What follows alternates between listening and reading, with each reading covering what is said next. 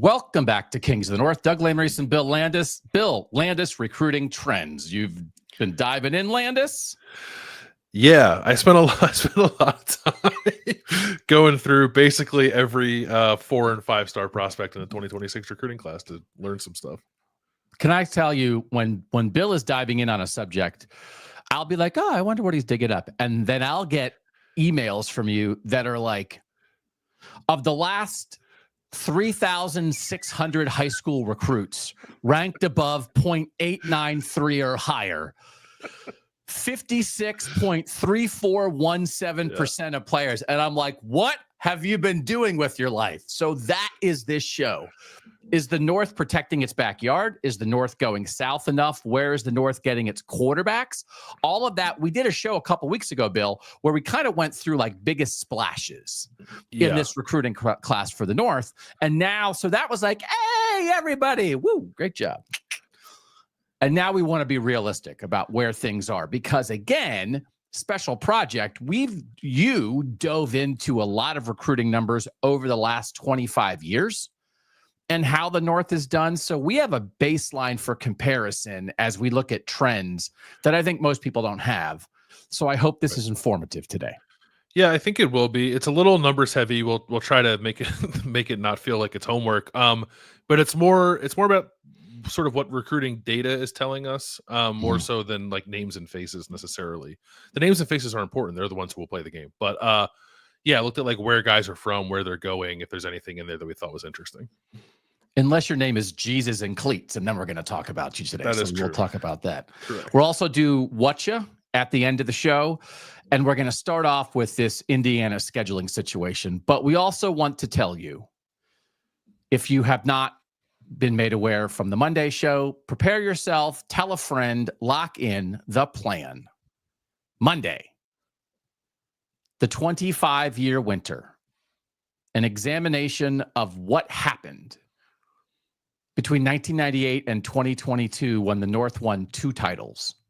What went wrong? That will drop in the Kings of the North podcast feeds on Monday and will also drop here on this YouTube channel on Monday. It is an audio-only presentation, but it is a 5-part series. Monday will be the introductory episode. Then we have 3 episodes. Episode 2 is on coaching. Episode 3 is on players. Episode 4 is on attitudes. And then episode 5 is where we're going from here into the future. Bill, you and I have been working on this all off season. We're super excited about it, and we are ready to show it to the world. And again, it is just for those of you, the diehards, the loyal, educated, dedicated fans who have been with us for a while, or if you're here for the first time.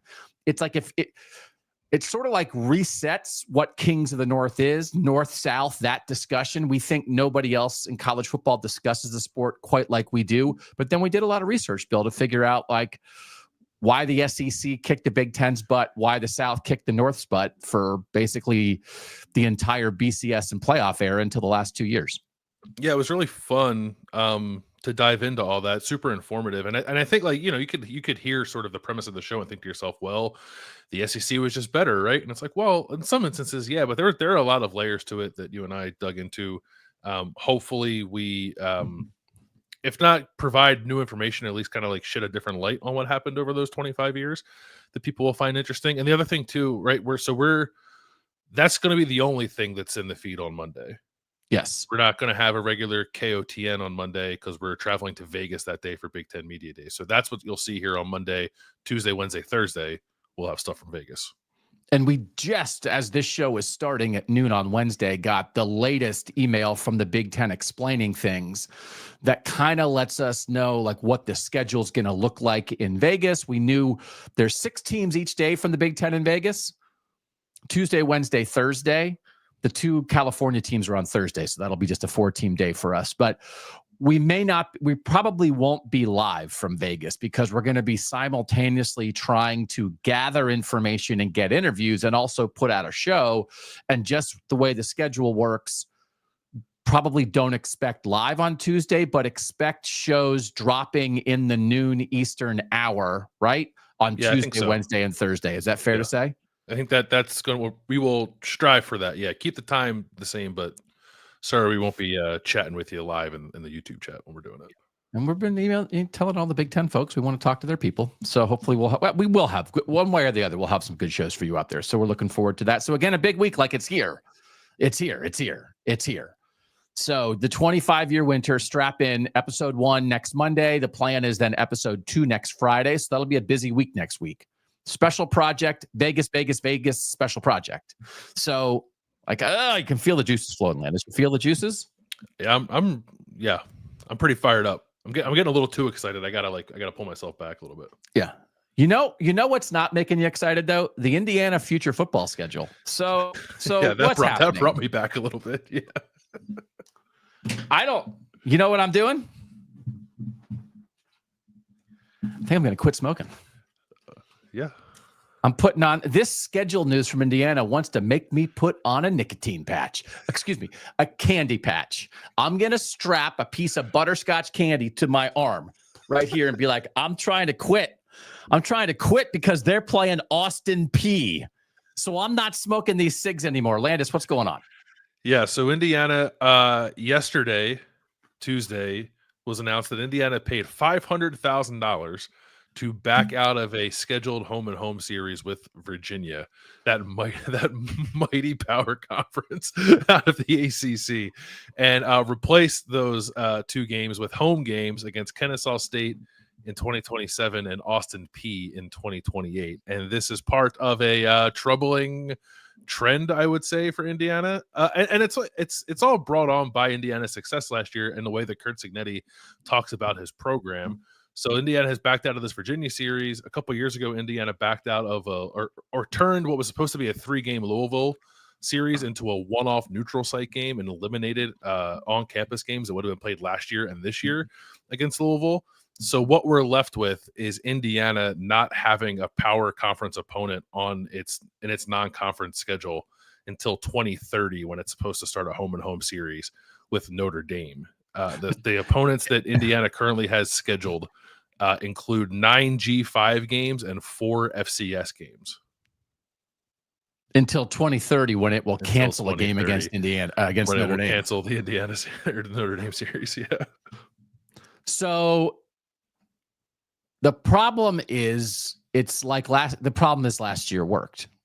And yes, is there anything incongruous about you and I coming on this show last year and backing 11-1 Indiana and saying we think 11-1 Indiana deserves playoff consideration, and being angry about the idea that a 3-loss SEC team might get in ahead of Indiana, and now also saying like your schedule stinks because their schedule stunk last year? If it works, that's why they're doing it.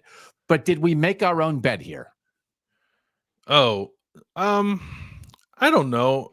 I guess you can make that argument a little bit, but Indiana got into Big Ten play, and granted, it didn't play a super strong Big Ten schedule either, but it also dominated all those games, right? That was the part of it for me. It wasn't just that Indiana was accumulating wins; they looked pretty impressive while doing it. And I think how you look has to matter to some extent, right? And then they beat Michigan at home, which was good when it happened and aged better after the fact. So perhaps a little incongruous, but I would say no.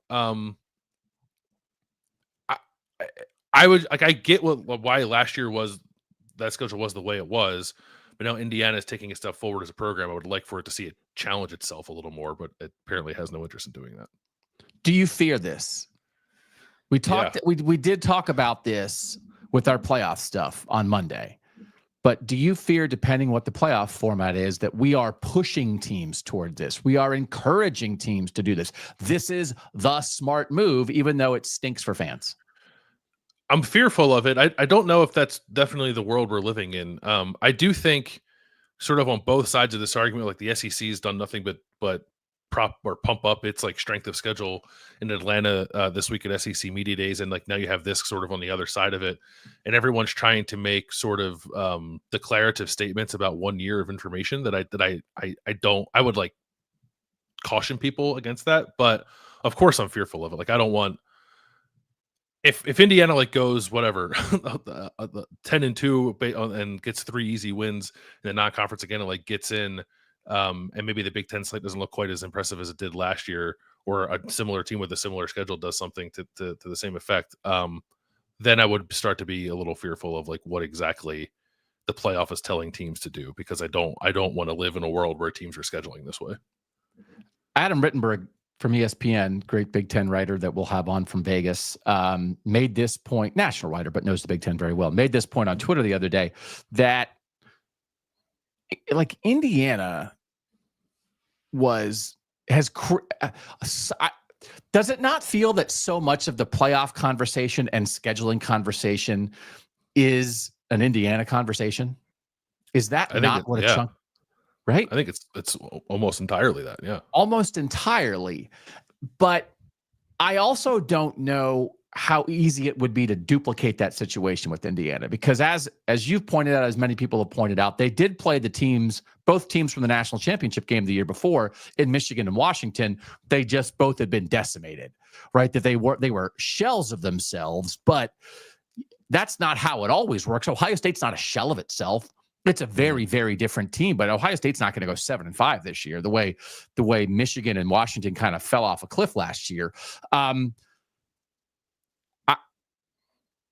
Is it possible that Indiana thing was just a rare thing that isn't really how this is going to work? And maybe what'll show this year is that trying to easy schedule your way into 11-1 is not actually the way to go. I think it's possible. I kind of hope that. I hope that's the case. No, but then you get from that like very quickly into the 9-3 SEC teams are also in conversation. So there's a fine balance there. But no, I don't. Again, I would just caution anybody who like looks at the Indiana blueprint from last year and thinks like, yep, that's how we're going to get in every year. Like, I just don't know. I just don't know that that's going to be the case. Because as we've said multiple times, like they would not have gotten in over 10-2 SEC teams. There just weren't a lot of them to take that spot. So that is a fine line to walk if you're just like hoping there's a bunch of 9-3 SEC teams and you can somehow schedule your way to 11-1. So again, Indiana is not going to schedule LSU in the non-conference. They're not going to schedule Georgia. It's going to be a game like this, right? And the rare thing is that teams like that in the 4-team playoff just were rarely in that kind of conversation. Cincinnati was like 1 year, right? But otherwise, that it was a rare circumstance. It's hard. It's like it makes me want to swing my sword a little bit less, right? Because we were swinging our swords last year, but this is like but here's the question. If you're Kurt Cignetti, if Indiana had played Vanderbilt last year, let's say in the non-conference, because that's the type of SEC school they would schedule, right? Yeah, Kentucky. Yeah.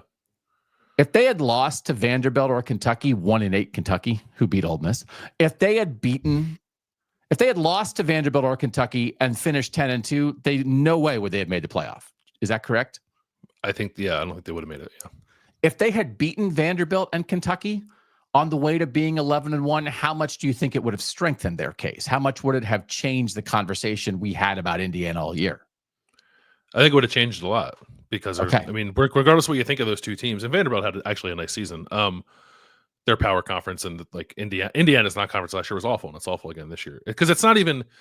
I don't have a problem necessarily if Indiana wanted to play like good G5 teams, but it's not really. It's kind of I'll run through the opponents. It's Kennesaw State twice, Western Kentucky twice, Old Dominion, UMass, Colorado State, Ball State, and Eastern Michigan. Like, I don't know who's the best team of that group. Eastern Michigan, right? It's just like it's not. Go play Tulane, right? Go play Memphis, right? I mean, we made fun of Ole Miss for playing 4 non-power conference teams this year, but they're playing Tulane and Washington State, and so it's like it's harder to make fun of Ole Miss when Indiana does this. So it takes a little of the wind out of our sails, but clearly it's also very funny. Cignetti, John makes right? a good point. It's very funny that it's Virginia. Like, it's not like they backed out of a series with Georgia. Virginia stinks. Just keep it on your schedule. Go get yourself a power conference win. I don't even know Virginia's problem is worse than maybe a couple of these teams that Indiana's going to play, but it's still the optics of it. And if you don't want to go play that, I mean, they have opportunities. They could be playing Kentucky. They could be playing Louisville. They could be playing Cincinnati. They could be playing local rivals that give you a little something, right? That, like the Notre Dame thing is cool. They haven't traditionally played Notre Dame, but they're just giving you nothing. But then also, I mean, I don't know what their season ticket numbers are, but I'm sure like they're riding high. They just made the playoff. I don't know that. I mean, fans are going to turn out to watch their Hoosiers. I don't know that they're going to be like storming the gates because they don't want to see Eastern Kentucky. So it's a hard. But I don't like the way that Sig talks does not line up with this at all, right? Like I take exception with it. Like I just like last year was like, oh, this is new. I like this. And now when I hear it, I'm just gonna be like, you're being a hypocrite because you're not challenging yourself and you're backing out of power conference scheduling deals. And worth asking him a question along those lines in Vegas next week. I think it's worth asking him, and I think maybe it's worth asking Tony Petitti. Yes. Because the Big Ten used to be pretty staunchly against scheduling like this, and then it seems to have loosened it in the 12-team playoff. It's like what's your preference here? What do you want your teams to do? Yeah. Okay, we'll ask that. Yeah. We'll ask it at the podium. Okay.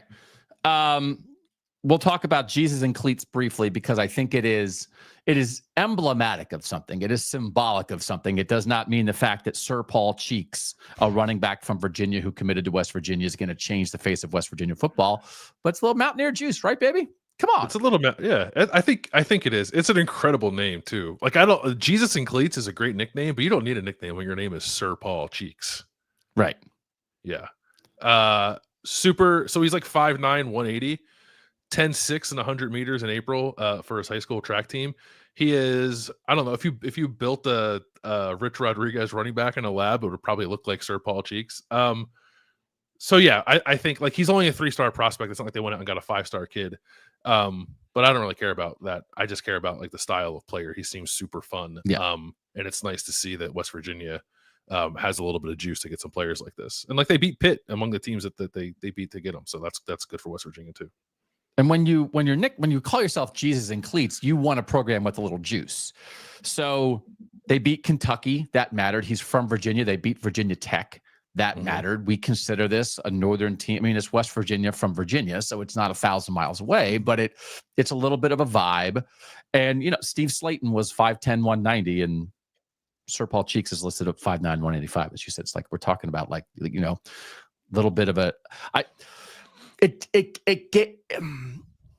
it's fun to be excited in recruiting, but like it feels like sometimes all the guys named Jesus and Cleats go to the SEC, right? Yeah. Is the SEC not the Jesus and Cleats league?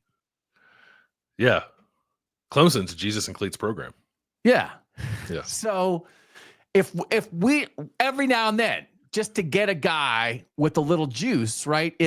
We like Northern juice. So anyway, yeah, it's fun. Yeah, I like it. Yeah, I'm glad. Yeah, I actually like totally missed it because you said we should put Jesus and Cleats on a rundown. I was like, I don't know what you're talking about. Yeah, but no, it's cool. And by the way, like I go watch his huddle tape from his junior season. It's incredible. Yeah. It's like it looks like he's sped up and everyone is slowed down to half speed. It's awesome. Yeah. So who knows? Maybe he'll be a West Virginia superstar. Maybe he'll transfer 5 times. But like in the moment, I like Rich Rod came in, and Noel Devine is another one that John's bringing up. Like we know, as you said, we know what this type of running back style looks like in a Rich Rod offense. So let's do this. Okay. Yeah. Now here comes the Bill Landis recruiting trends. Strap in, prepare yourself for boatloads of research. But when you put this out, you really caught my attention with quarterbacks. So I guess that's where we'll start this recruiting conversation. Yeah. So again, what I did was there are 428 blue chip prospects in the 24/7 Sports composite rating. So like I went through, there's some other data we'll discuss in a bit, but the one position I sort of pulled out and really focused on was quarterback, because as I was going through it, I was like, wow, there are a lot of Northern quarterbacks who aren't committed to Northern programs right now. And that caught your attention too. So just quickly, some of the information, there are 27 blue chip quarterbacks, 25 of them are committed. So there's only 2 uncommitted. They're both 4 stars. Landon Duckworth from Alabama, who's between South Carolina and Auburn, and Taden Kawa from Utah, who's between Alabama and BYU. I think he's originally from Hawaii, but he plays high school ball in Utah. 9 blue chip quarterbacks in the North, and this is what really stuck out to me. Only 2 of them are committed to Northern programs, and unless Kawa picks BYU, that's not going to change. So Michigan State, kept a 4-star prospect from Michigan home, Cade Kaufman, and Washington got a prospect out of New Jersey, Derek Zamet. Jed Fish is from New Jersey. I'm not sure if that helped or not. All the rest of the 9 Northern blue chip quarterbacks are either going to Southern schools or border schools. USC is the highest rated Northern quarterback. That's Jonas Williams from Illinois. I think when we did the recruiting show a couple weeks ago, we did mention that Alabama had flipped Jet Tamala, who's from Nebraska, from Iowa State. And then there are 2 Pennsylvania quarterbacks committed to SEC programs. Peyton Falzone to Auburn. Falzone was in Penn State's class, but that was also a 2-quarterback class for Penn State, so they held on to 1, and Falzone flipped to Auburn. And then Gavin Sidwar is committed to Missouri. Missouri has like a thing with East Coast quarterbacks because their offensive coordinator and quarterbacks coach is from New Jersey's former offensive coordinator at Princeton. So there's some the Princeton pipeline. The Princeton pipeline. Yeah, the Princeton pipeline. Yeah, the SEC Texas loves to work those Ivy League connections. The Ivy League, that's right. Yeah, Texas A&M has a commitment from Hilaman Kasunga from Utah, and Kentucky recently landed Matt Panatoski from Cincinnati. And I sent this to you, and you were all fired up. You thought you thought, man, the North is just a quarterback factory, and what would the South do if it weren't for Northern quarterbacks? So I said to myself, well, let me dive in on that a little bit. That's not actually the case. Here are the numbers on blue chip quarterbacks since 2023. The South has 61. The North has 33, and the border has 23. That's where they went to high school. So it was not an issue necessarily of the South being quarterback deficient and needing Northern players. But the other thing I looked at is like how often did guys from the North actually go to Southern programs? And this year is an outlier. This year is an uptick. So there've only been. I don't like upticks. I don't like upticks. Yeah, like yeah, no. So what do we think? What do you think of this uptick in Northern quarterbacks going to Southern schools in this class? And are you worried at all that it is indicative of something that might happen in years to come? So who's the kid in the Penn State class that they kept? Where's that quarterback from?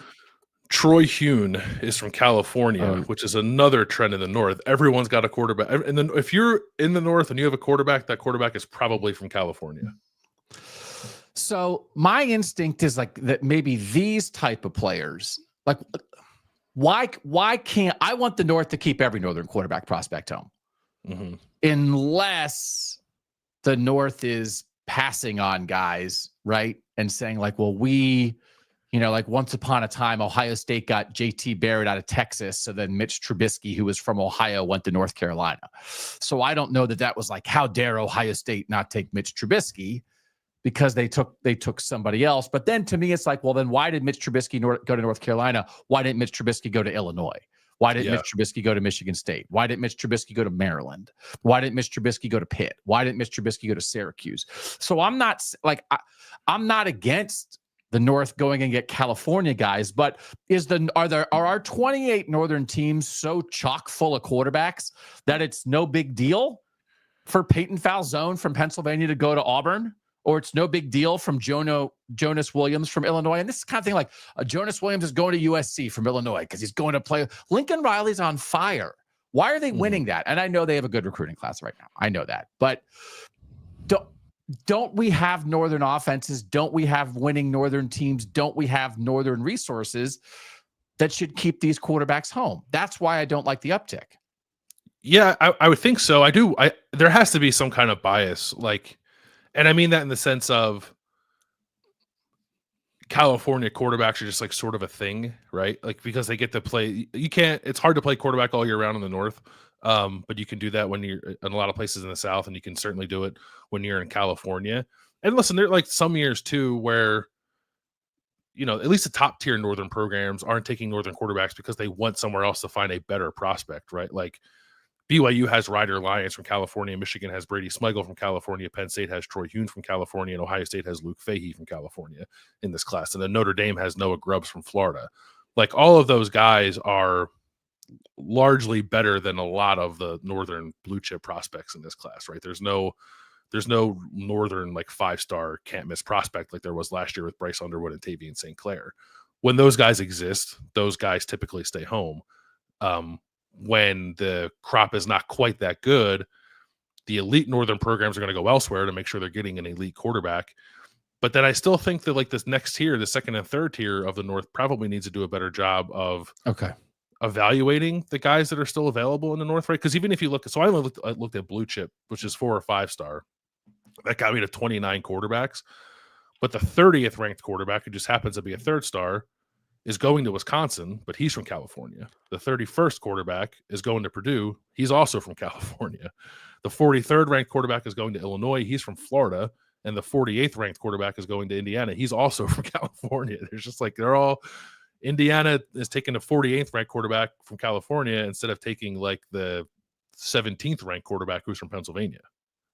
Right. And why, and obviously I do not know the ins and outs of all these recruitments, but like why, if there's a quarterback from Illinois, Jonas Williams is from Illinois, why didn't Illinois sit on him and prioritize him in their class with the way that program is trending, rather than let Lincoln Riley come in and take him away? Barry Lenny Jr. is running a good offense there. Like, but do we think there are Northern teams, whether it's, and there's so many of them, whether it's Luke Altmaier at Illinois or Aiden Childs following Jonathan Smith to Michigan State, or, Tyler Van Dyke and then Billy Edwards and Danny O'Neill to Wisconsin, and Max Brosmer to Minnesota last year, and Justin Martin to Maryland, and Nathan Kaliak-Manis to Rutgers. And there's so many transfers. Do we think maybe that our second tier Northern programs are not spending the time and energy on trying to fight tough fights for these quarterbacks because they believe, of course you're going to take a high school quarterback, but we'll take a flyer on a kid from California who gets to play year round, and then we'll work the portal. Are they not? Is it not as big of a deal to them, and show it shouldn't be as big of a deal to us? Yeah, I don't know. I'd imagine it's not as big of a deal to them. I don't know whether or not it should be a bigger deal to us. Like I would say, and this is just my opinion, I guess, it's probably easier to evaluate quarterbacks from California for all the reasons I said earlier. Also, styles of play are different, right? I think high school football in the North tends to be a little more rugged, and not surprising. California a little more wide open, throwing the ball more, certainly that way down in the South, especially in Texas. You just get to see guys throw the football more than you do for Northern quarterbacks. So, but how does that explain 2 Pennsylvania quarterbacks being committed to Auburn and Missouri? The Auburn one I can't explain. The Missouri one at least makes sense because of the connection to New Jersey with because this is the 3rd East Coast quarterback that Missouri has in like the last 4 years, and the 2nd one from Pennsylvania. They got Matt Zollers 2 years ago, also out of Pennsylvania, who I don't even think Penn State offered him. So, but the Auburn thing, I don't know. Like I don't know if Peyton Falzone, who's from Nazareth, Pennsylvania, is in a 2-man quarterback class at Penn State with Troy Hoon, and he has an inkling that maybe Hoon is more Penn State's guy than he would be. I don't know why it's the immediate jump to Auburn. Like whatever, like Hugh Freeze, they throw the ball around. It could be a fun offense. Hugh Freeze, I think, is going to get fired after this year. Yeah, I don't know why it's not, let me go to Kansas State, Indiana, Illinois, Syracuse, Pitt. Yeah. Okay. Yeah, I don't know. But you think this, by your data, this is a little bit of an outlier? This many Northern quarterbacks in this 2026 class being committed outside of the North? Yeah, it has been. The number, so from 23 to 26, the total number of quarterbacks from the North who went to Southern programs, I think, was 11, but 5 of them are in this cycle. So it was like 2 per year prior to this year. We probably think it should be 0 per year, but two per year is a little easier to stomach than 5. And like you can also be a bit of a slave to the rankings here, right? Like what do I know? Like Indiana has the 48th ranked quarterback in the country and didn't take the 17th ranked quarterback in the country who's in the North. The kid who's 48th can certainly end up being better. Like I don't want to be dismissive of individual programs' evaluations here, but as you said, it's not like the North is so flush with quarterbacks that it should be like turning its nose up at guys who are almost in their backyard when they're trying to find guys who can play. I just wonder how much of a strategy for the tier 2 Northern teams is baked in of let's get linemen. Let's go make sure we're going south and getting some cornerbacks, right? Let's make sure that we're identifying athletes anywhere in the country that we can turn into linebackers. Let's make sure that we get some edge rushers. Let's make sure when we have a real blue chipper in our state on either side of the line, we lock those guys down. But we don't want to spend too much of our time and energy and money on quarterbacks when Boston College and Pitt got Bama quarterback recruits out of the transfer portal, when Minnesota went and got a New Hampshire star, when Iowa went and got a South Dakota star, right? When Notre Dame and Oregon and Ohio State went and found guys who were starting at very good programs and brought them in. That I just wonder, to me, I mean, right? What's more important than quarterback? But if they're like, nah, like we have a handle on that. So we're not going to go. If Lincoln Riley's trying to come steal a guy out of our state, I don't know. Maybe we could win that fight, but maybe we would rather just try another fight and then take an SEC backup who's not getting on the field in a year. I don't know if that is some part of the strategy. Are you okay with that? No, I mean, I'm always going to be on the side of recruit guys out of high school and try to develop them, because it's just it's hard to rely on the portal, because like it's not like there's 20 quality quarterbacks in the portal every year.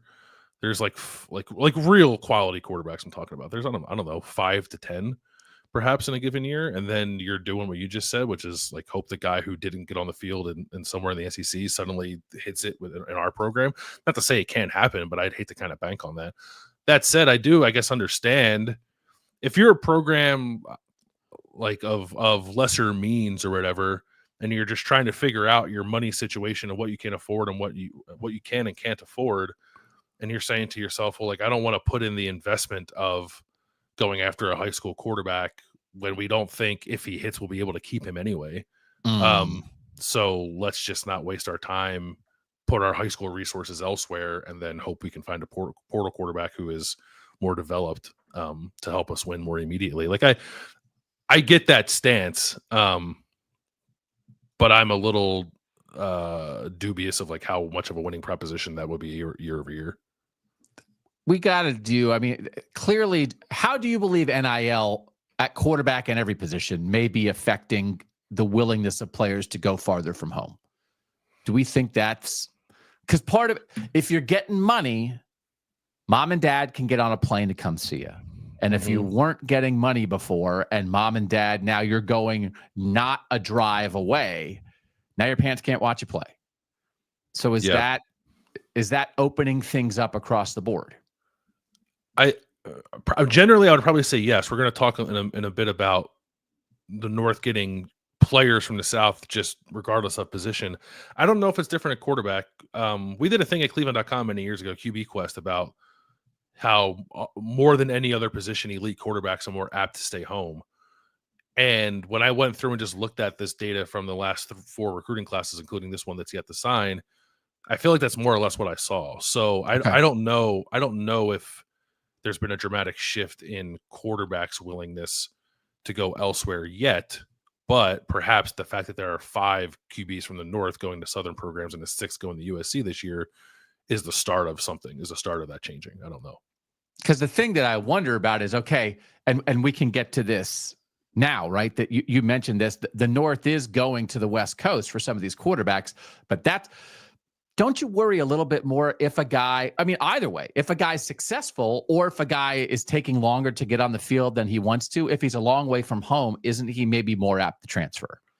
So that if you're a Northern program that gets a great quarterback and he's awesome, are Kenny Dillingham or Lincoln Riley or Deshaun Foster going to try to come steal that guy? Or if he's blocked a little bit, all of a sudden, like our West Coast schools or San Diego State going to be like, come play here for us. Come back home. Why are you 2,000 miles from home to sit? So I don't know. Yes, but also there aren't that many power programs anymore to fit that description, right? It's like USC and UCLA, Oregon, Washington, and I guess if you want to include the Arizona schools, but like Stanford is a mess. Like, and I don't think Stanford's going to operate that way ever. Cal, if it ever gets it right, I guess. But you're talking about a handful of programs out there. That's why like there are a lot of very good high school quarterbacks in California, and only so many places they can go that are close to home if they want to play big time football. So like it's good on the North for taking advantage of that, right?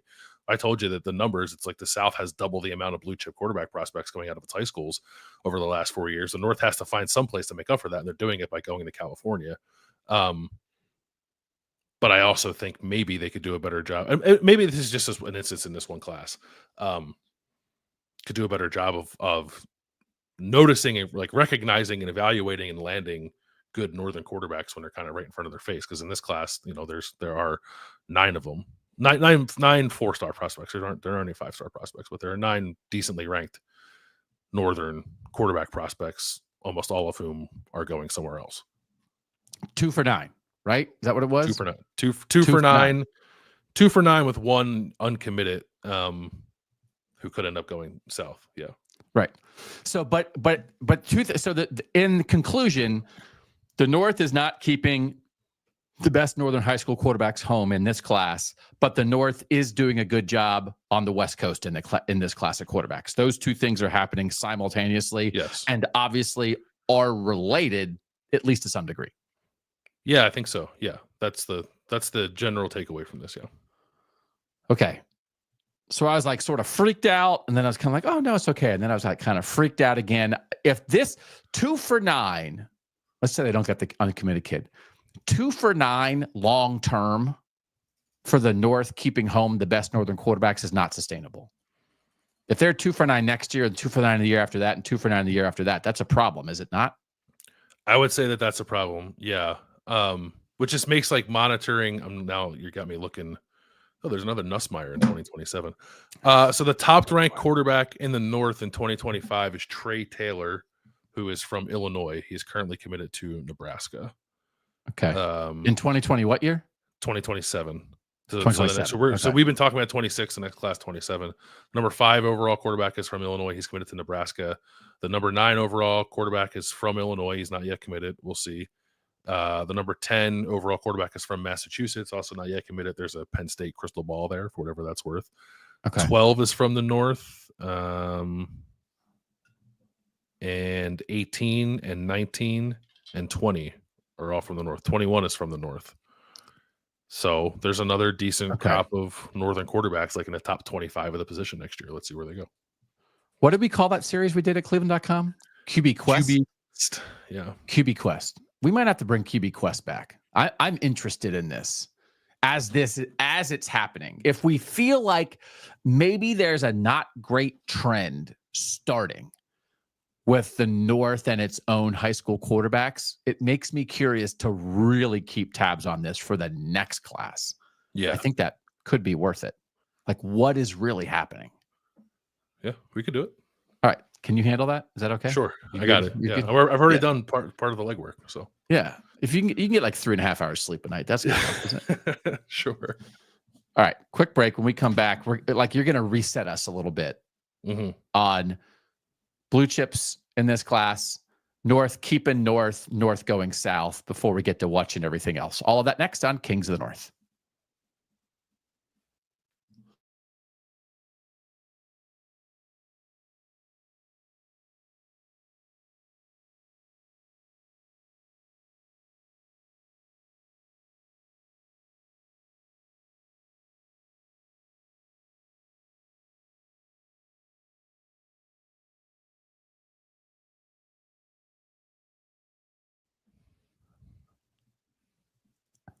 Doug Lesmerises, Bill Landis, reminding you the 25-year winter, a 5-part podcast series about Southern dominance over a 25-year period in college football and how the North let it happen, will drop in your KOTN podcast feed on Monday in place of a regular show because we will be on our way to Vegas for Big Ten Media Days next week. Strap in for 3 shows in the middle of the week, Tuesday, Wednesday, Thursday from Vegas.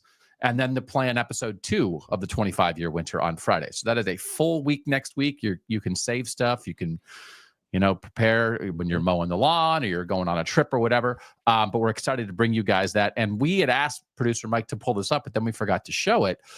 part of the issue, Bill, with Indiana is that they are backing off their schedule while they are promoting the resurgence of their old mascot that is back. And so if you're going to be a Bison, the Bison is back. You got to schedule like a Bison. Yeah, don't bring the Bison back with some very like cool and well done and sort of like scary or suspenseful videos that they did to bring the Bison back, and also tell us how you're never daunted, and then eliminate Virginia and add a team that just joined the FBS a year ago, 2 years ago. Yeah. You know what would have been good is bring back the Bison and schedule Buffalo. Not there schedule you go. Buffalo. Schedule the Colorado Buffaloes. Schedule the Buffalo Right? Bills. You want me to be impressed? Go schedule the Buffalo Bills. Yeah. You scared of Josh Allen, Sig? You scared of Josh Allen? Is that what we're doing now? You're scared of Josh Allen. We'll ask him about it. All right. I charted all 428. That's on the rundown. So you charted all 428. What does that mean? I'm going to kick back here. Yeah, 420. This was also, I feel like I need to say this. I finished this yesterday afternoon. Stuff may have changed in the 12 hours since then, or 24 hours since then. So there were 428 blue chip prospects in the 24/7 Sports composite rankings in the class of 2026. I wanted to know where they're from and where they're going.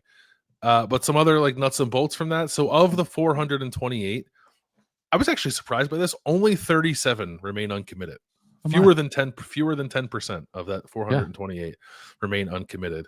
31 of those 37 players who have yet to commit are in the South. Only 5 are in the North, and there's only 1 in the border. And that information does include Texas got a big commit yesterday from Tyler Atkinson, who's a 5-star linebacker from Georgia. So that was the last guy I made sure to include in that information. So if someone else has committed since then, I apologize, but that's where I was yesterday afternoon. Regional breakdown of where those blue chip prospects are from: 280 in the South, 101 in the North, 47 from border states. So that's the South having 65% or so of the blue chip prospects. And as you mentioned, like during the 25-year winter, we sort of went through a lot of recruiting data. The South having like 2/3 of the top talent coming out of high school kind of tracks like that, just like historically over those 25 years. I would assume maybe even before that, although maybe not, maybe less so before that, before like populations really started to shift. Maybe it wasn't quite as stark, but for the last quarter century, especially the last like 10 to 15 years, the South having 2/3 of the top talent sort of makes sense. That's sort of how it's been, and that's certainly how it is with this year's class. And then the other thing I looked up is, so that's where they're from, and that's just their high schools. Are you in high school in the South? You're part of that 280. Yeah. Where they're going, where they're committed to. And guys haven't signed, so they can flip. So this is where they're committed to. 221 committed to Southern programs, 131 committed to Northern programs, 39 committed to border programs, and then those 37 who are uncommitted, which I mentioned. So that is the South accounting for about 56, almost 57% of the currently committed blue chip prospects, and the North having 33.5, about 34%.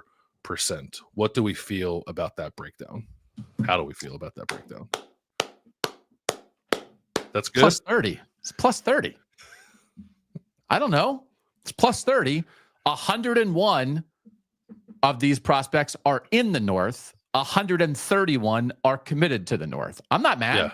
I'm not mad at that. And the discussion in the chat, Washington, D.C. is North, with Maryland. Virginia is South. I know it's like, well, you got to draw lines. You got to draw lines somewhere. You got to draw lines. Like I will say for this, it's raining here and it's not raining there. There are lines everywhere. It's difficult. That's what we did. You and I have had this conversation in the past. I exercised executive privilege, and I did not include Arizona as the South. I view Arizona as more border. So if you're a prospect from Arizona, I count you as the border. But Missouri, we count as the South because Mizzou is in the SEC. So they did it for the whole state. It's a civil war. We're now a war within the show. It's a podcast war within the show. I think that's very possible because, like, California and Nevada, I count as border, right? There's no Power 4 schools in Nevada, right? Kenny Dillingham was talking about it at Big 12 Media Days. So like Arizona is totally unique because if you're from the West Coast and you want to be on the West Coast, you can go from Arizona. If you're from Texas and you want to be in Texas, you can go to Arizona. It's like it's a hard spot to pin down, and also everyone there is from Ohio. So I don't know. Right. It is. There's a very like the idea of like, well, if Arizona State wins the national championship, trying to be like, well, it's just another Southern national title. Congratulations to the Sun Devils. Go eat some grits mixed in with sand. I don't know. Like I understand that. Yeah. So for us to reevaluate at some point and officially make Arizona a border state and pull Arizona and Arizona State, and now we would have 8 border schools, and we'd only have 32 Southern schools, and as opposed to 34 in the Power 4, and that evens out a little bit. We might get there. We can have a meeting. Do we want to have like in 3 weeks? We'll just make the meeting is the show. Should Arizona move to the border? 90 minutes. We can do that. Yeah. So what do you think? 101 from the north, 131 committed to the north. What do you think of that? I would applaud it too. I think that's more or less what it has to be. I guess the one thing I would say is, so the North, I think the North could be doing a better job of keeping the North home, which we'll talk about in a second. But you just want to look at like input and output, and if there's always going to be an imbalance. And I guess we would acknowledge that the South has a tremendous opportunity to increase this gap because, as I mentioned, 31 of the 37 uncommitted players are in the South. So like they could very reasonably get all 31 of them. So we'll see whether or not that happens. But the key is just shrinking the gap between where the players are and where they're going. And I think I think the North seems to be doing that in this class. Did a decent job of it last year too, and it did a better job of it this year. What we were talking about, NIL, mom and dad can get on a plane. These are things that came up in the 25-year winter that previously in the under the table economy of college football, as Dan Wetzel said on this show in January, it's easier to go under the table when you're closer to the table. And now we're talking about rev share, we're talking about NIL, but then also just logistically, money makes logistics easier for everybody. Would you rather ride your bike 20 miles or would you rather take a Lincoln Town Car 20 miles? Money makes logistics easier. That should apply here. So plus 30, 101 to 131 from the North, committed to the North is a good number, but shouldn't that number maybe continue to creep up because the North should be able to dip into the South more because of all these things? Yeah, I think so. The other thing that's weird about this class is there are actually like far fewer blue chip prospects in the South than there were a year ago. I don't know. There's usually between like total 420 and 470, but this is on the lower end of that. I think this year there's 428 right now. So that number will sort of dictate whatever the raw counting tends to be for the North. But if people think about it like as percentages, right? 24% of the blue chip prospects are from the North, but 34% of total blue chip prospects are committed to Northern programs. If you want to think about it, so it's a 10% difference. I think that's good, and I think it's not unreasonable to expect it to continue to creep up a little bit. Like I don't think it'll never be 50-50. Like I just like it's too much geography to overcome. But maybe creep closer to 35, between 35 and 40% of like total blue chip prospects going to Northern programs. I don't think is an unreasonable thing to hope for. I would think the competitive balance threshold in the modern era is the North has to be plus 10%. Plus 10% committed versus where you're from. Mm-hmm. And if you can get to 15%, 18%, holy moly, could you get to plus 20%? Now it's on. Yeah. But I think 10% is a minimum. So congratulations. So they've hit it. Like you hit your mark. Here's your cost of living salary increase. You hit your expectation level. And I would, again, we didn't exactly do this, but we can go back and do this. And by we, I mean you. And by you, I mean don't sleep for the next 3 weeks, but go backwards. And what is the competitive balance threshold of were they plus 10% 5 years ago? Because I think maybe, and we actually could do this. I think maybe 5 years ago, 10 years ago, there might have been years. Do you think there were years when the North was underwater? Where they not only weren't getting many Southern guys, they were also losing some Northern guys. So it might have been like, okay, there's 111 guys from the North and total committed is 96. If it were to happen, I would guess that maybe it might have happened around 2010. Okay. But I don't know for sure. But perhaps it would be hard. I think it'd be hard to be that bad. But if it did happen, I think it would be around the time where like Saban and Meyer were getting it going in the SEC. Yeah. 25-year winter. Competitive balance threshold. Okay. We can work this out. We got to get this project done, and then the season's starting and we're flying to Vegas, but like, we'll put it on our list.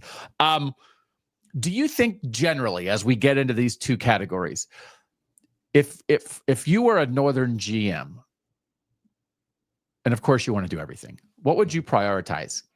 Keeping North kids North, or being willing to maybe have a little leakage out of your backyard, but we're going to go be aggressive and get some Southern kids? What's more important, keeping your backyard safe or invading the South at times? I think maybe 5 years ago, I would have said invading the South, but with the transfer portal existing, I think you want to lean maybe a little more on your backyard, because I just think those guys are more willing to stick it out if they're not too far from home, as you alluded to earlier. I actually think, whether it was strategy or just the way it worked out, like Ohio State's class this year is kind of built that way. Like Ohio State, if you look at like the totality of the class and how it ranks nationally and player average and all that stuff, it's fine. I know there's some individual recruitments that Ohio State fans are upset about the Buckeyes losing, but it's a North heavy class.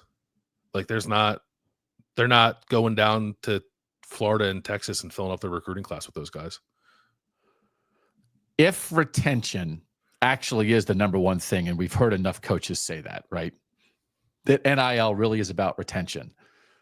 Does it not make sense that geography helps retention? I think that is smart strategy.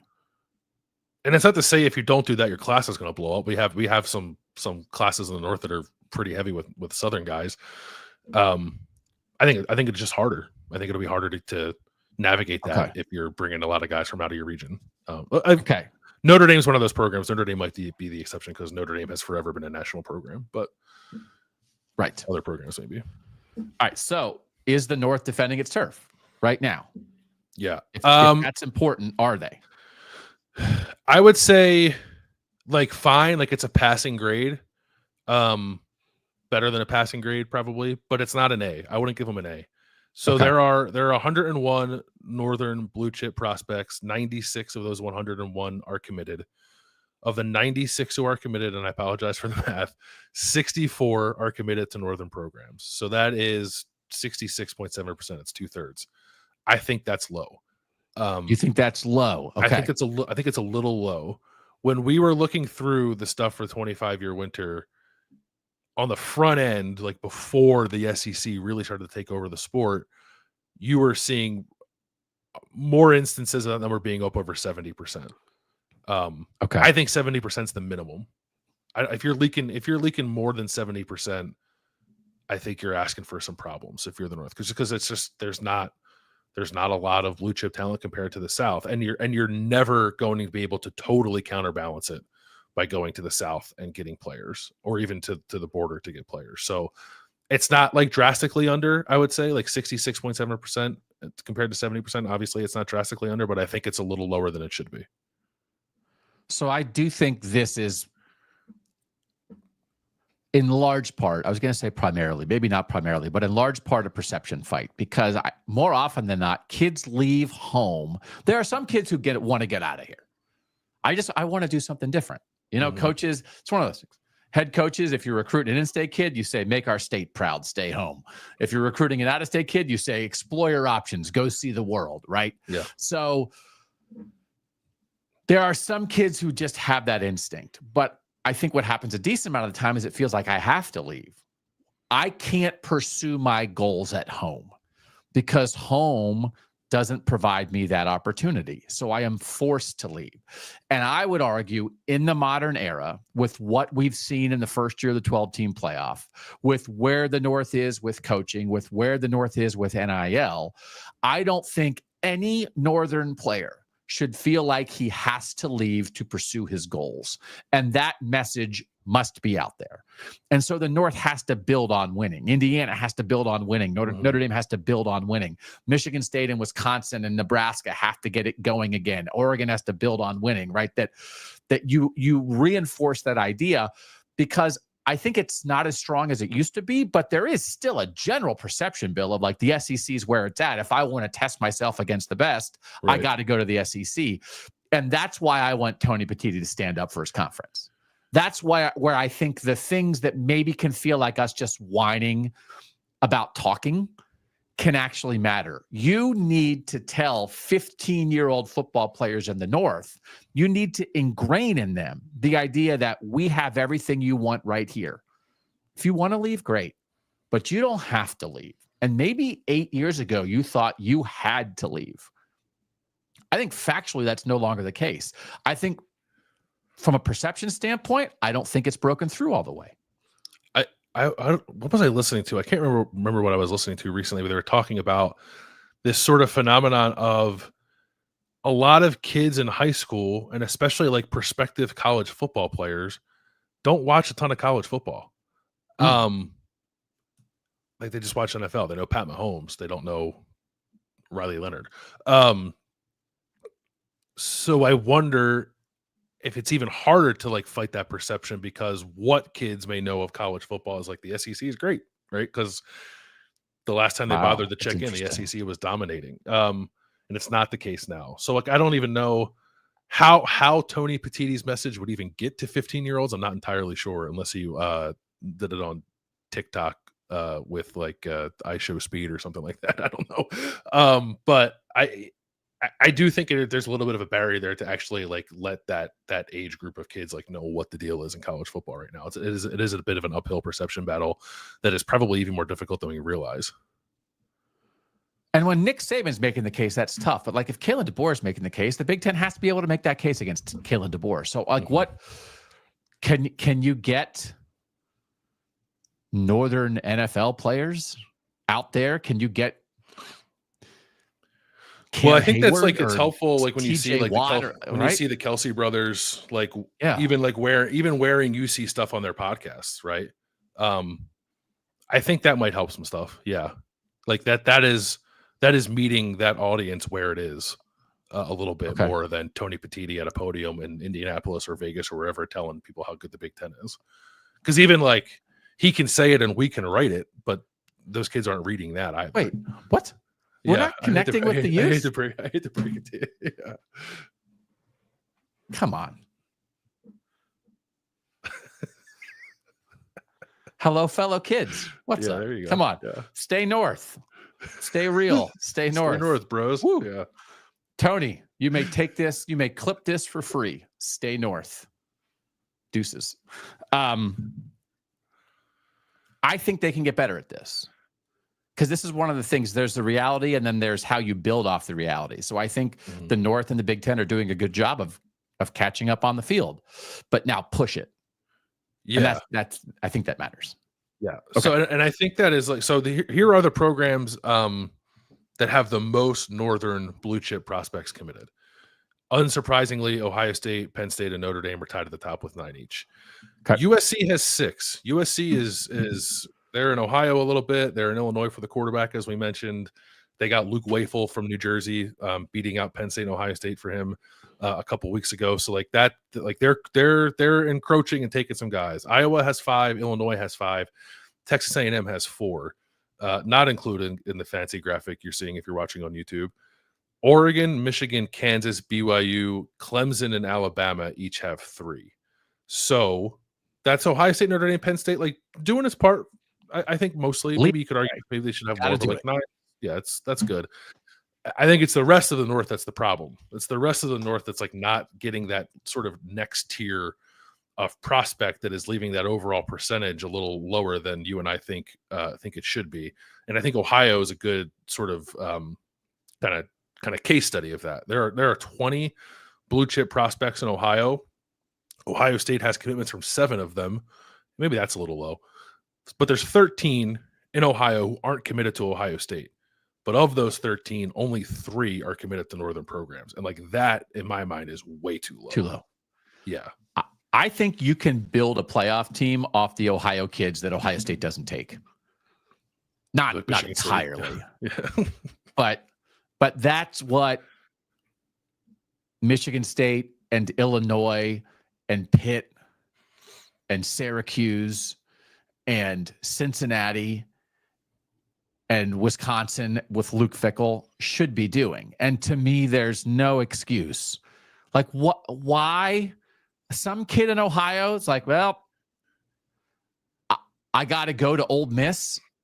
Like, Wisconsin has to win that battle. Illinois has to win that battle. I feel like, and I think I think they would if they did it right, if they prioritized it. Like, you can't tell me that there's some kid in Ohio who kind of, maybe wanted to go to Ohio State, didn't get an offer, and then his next instinct is, I'm going south. I don't think that's real. So the places those kids are going, 2 each to USC, Clemson, and A&M, 1 to Georgia. It's like, I get it. But then there's like Kentucky, Miami, Louisville each have 1. There's just like, where's Michigan? Michigan not recruit, like, sort of like back to not recruiting Ohio. It's kind of weird. After doing it, was it 1 class ago? Mm-hmm. They get a couple guys from Ohio. Michigan's nowhere to be found. Michigan State's not there. Cincinnati, which is like, it's a big boy program now. It's a Power 4 program. Doesn't have a single blue chip commit from anywhere. So like, and to have 20 in its own state and not get any of them, while Kentucky just took a quarterback from Cincinnati, like I don't think that's good enough. Right. So yeah, this is sort of where the issue lies. Like Penn State, Notre Dame, Ohio State are largely going to be fine, whether they're getting guys from the North or the South. But when they're leaving players on the table in the North, other Northern programs must do a better job of keeping those guys home. And they're just not, at least in this particular class. It's not dire, but I don't think it's a good enough job. Mark D'Antonio should go on a speaking tour and tell these coaches how to do this, right? Mm-hmm.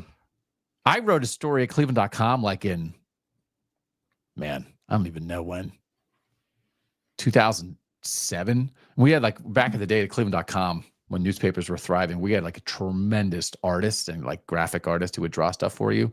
And it was about Ron Zook at Illinois coming in and stealing players out of the state of Ohio. And then like Ron Zook talked about it at a news conference because we made like a giant, like a looked like Paul Bunyan kind of guy. And it was Ron Zook like stealing Illinois players. Ron Zook was like, I don't know, am I stealing players? But it was like, it was great. Right. Yeah. That like, so like where like that energy, we've seen it be there over time.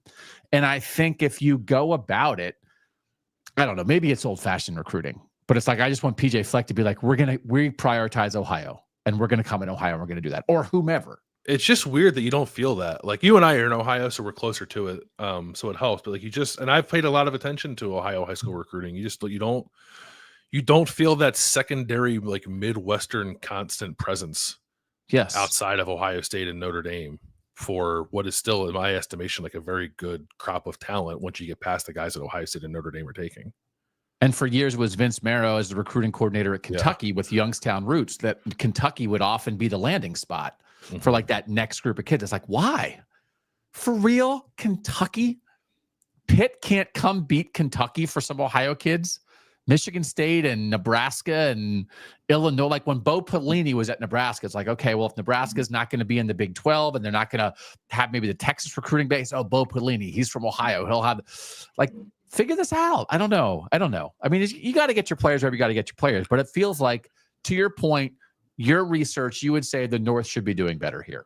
Okay. Yeah, I think, I would hold the North I would say the North is doing fine, but I would hold it to a higher standard when it comes to keeping the best players. The best Northern players, yeah. So protect your backyard better. How is the North doing going south? Good, I think. Like borderline excellent, I think.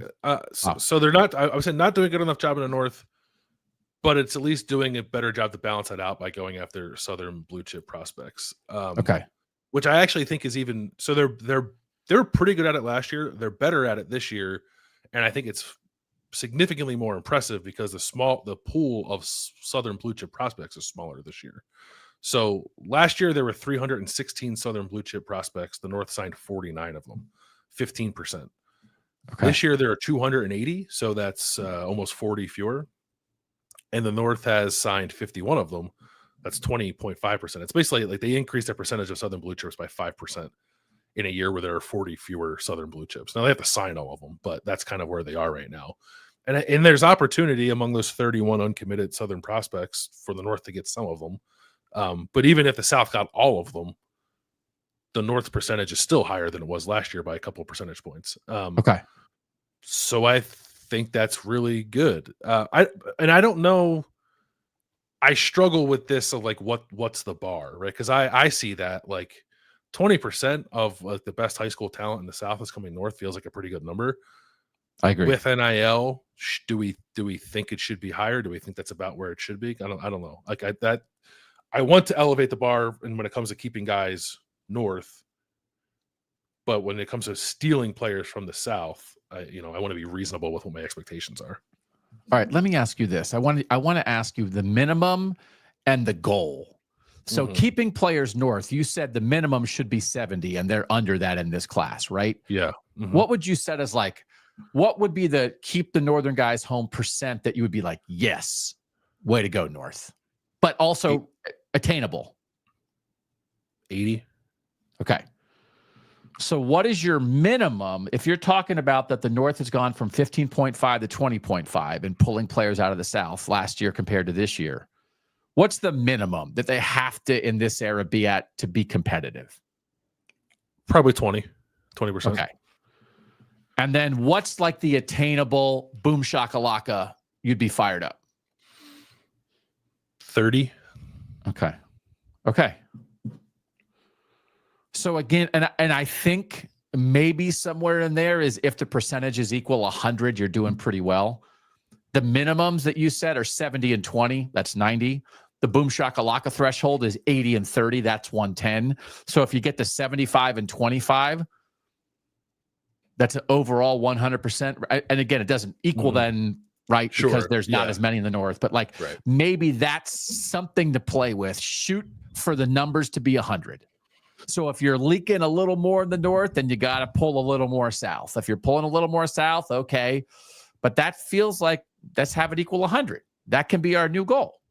Yeah, and it's not quite that right now. It's like almost 90%, but it's not. Okay. It's not all the way there. Yeah. Yeah. Okay. I think it's not. Listen, we understand like the math doesn't math there, but I think it's a good shorthand. I think to think of it that way. Yeah. Here are the programs that have the most Southern blue chip prospects currently committed. Georgia is 19. Texas is now at 14 because I got a commitment yesterday from a 5-star linebacker in Georgia and then flipped another player from Georgia. Texas like flipped a defensive lineman from Florida who had been committed to Georgia for like 2 weeks. So like a lot of this is going to change. I understand that. So Texas is second, has the Lamborghinis. Yeah, that's right. Texas has 14. A&M has 14. Florida has 13. And this is where Notre Dame has 12. That's a lot. For I get it. It's a nationally recruiting program, but that's a lot. Florida State has 12, Clemson has 11, LSU has 11, and Miami has 10. Those are all the teams that have double digits. But yeah, Notre Dame, as we discussed previously, has an excellent recruiting class. It's the number 4 recruiting class in the country. It is the number 1 recruiting class in the North. By average player rating, it is 5th in the country behind Oregon, LSU, Alabama, and Ohio State. So 3 of the top 5 player average are in the North. Let's not forget that as people tweet things like Texas recruiting is unbelievable right now because they flipped the guy from Georgia who's been committed for 2 weeks.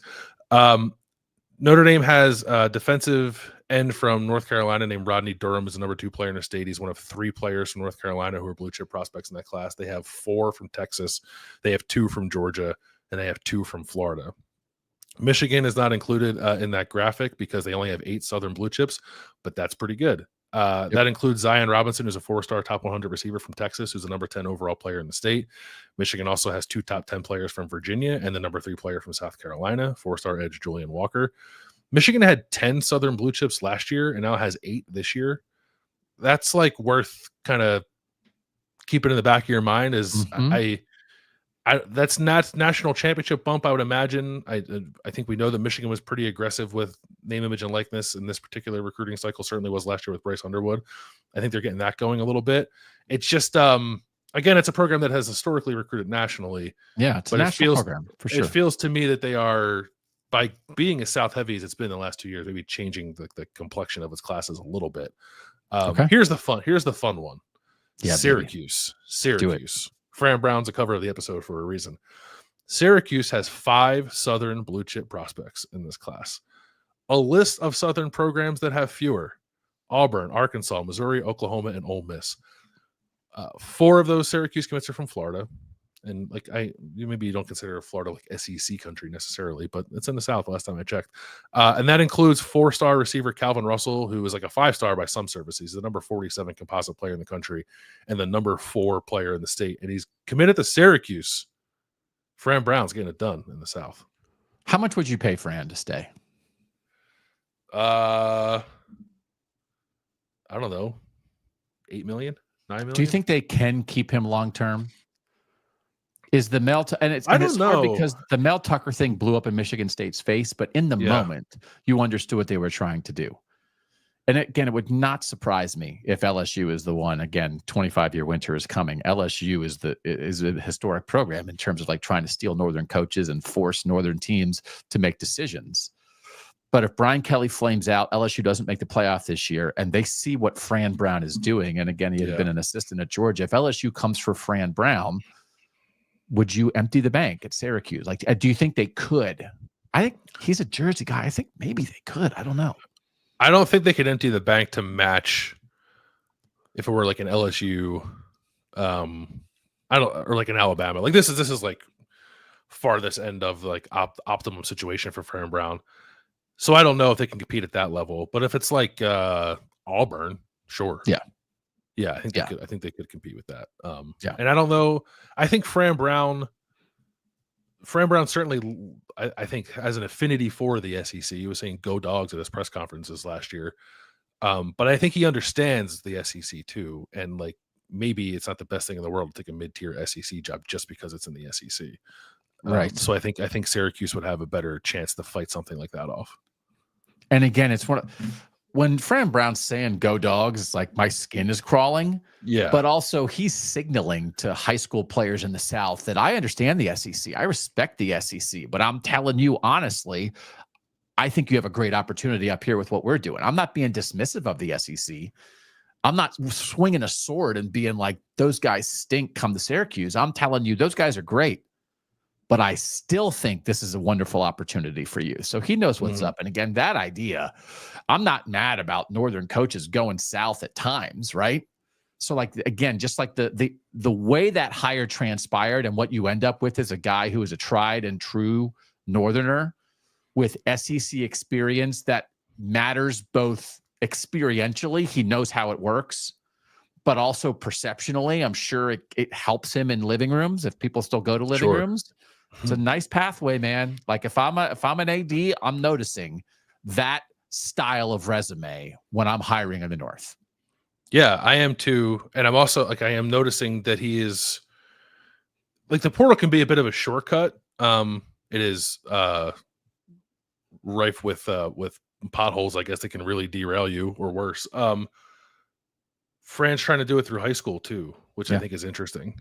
And like that he's like going down to Florida and winning against, even the Florida schools or whoever else from the SEC might be trying to get those players. I like it's incredibly impressive.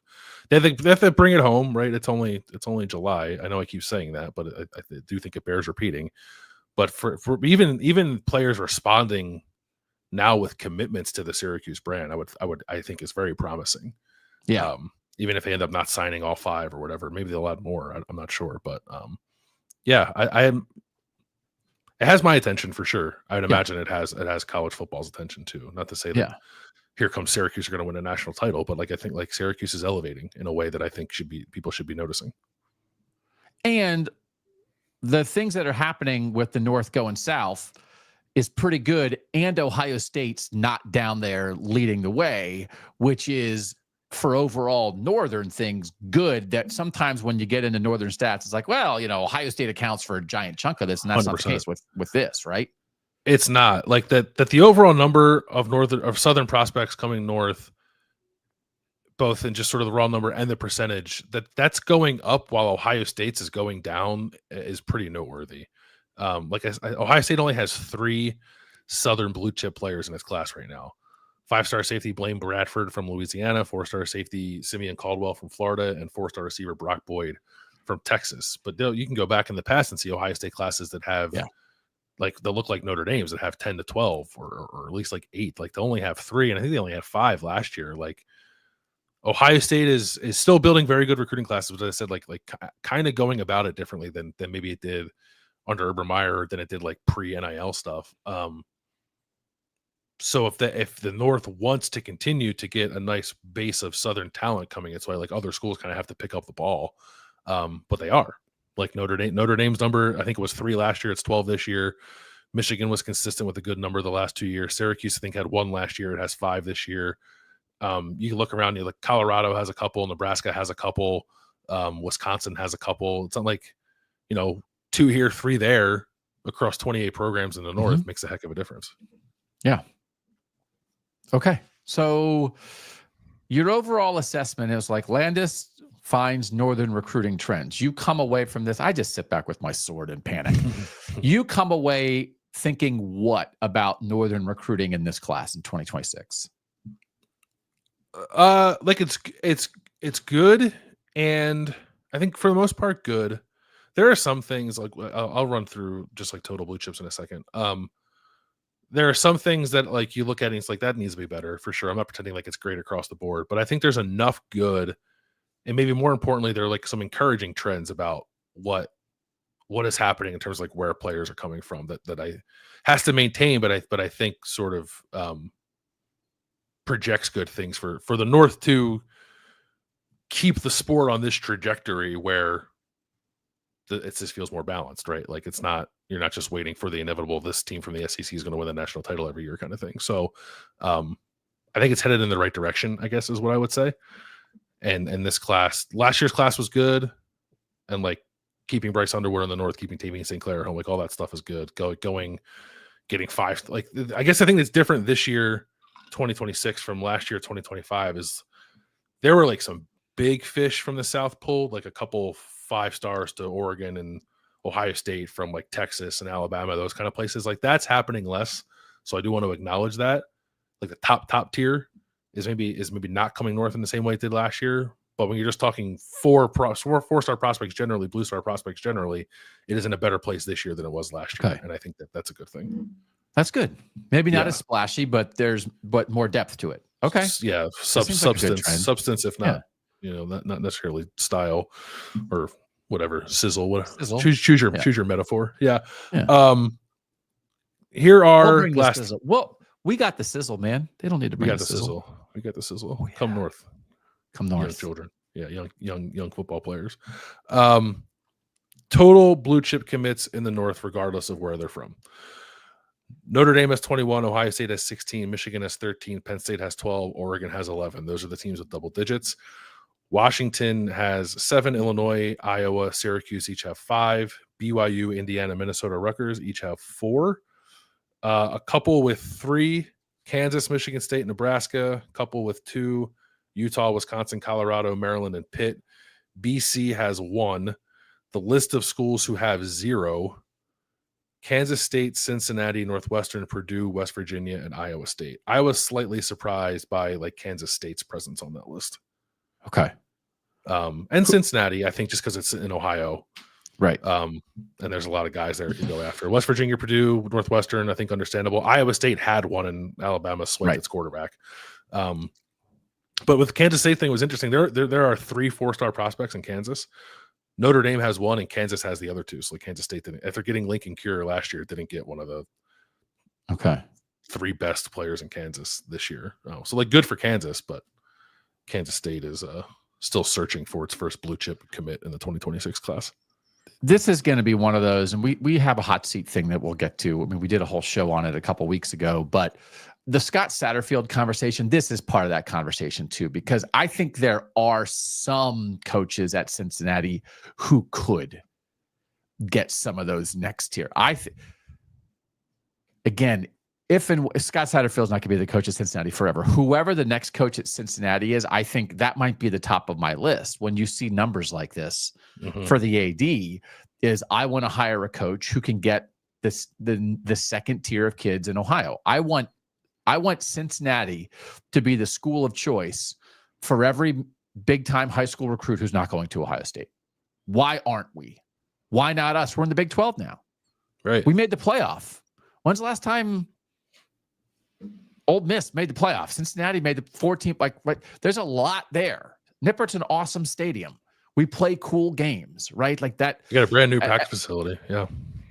They were pumping up the practice facility. They got the Kelseys. Like, I mean, there's enough. I think there's substance and sizzle at Cincinnati. And don't you think you could find a coach, and maybe it's somebody with very strong Ohio roots, Brian Hartline, or whatever, right? Some version of that. And there are other candidates beyond Brian Hartline, but like that, isn't that possible for Cincinnati to get to that? I think it is. Because it's not like, if you think about the Big 12, outside of the schools that are in Texas, like Cincinnati has the next best like recruiting, like natural recruiting ground.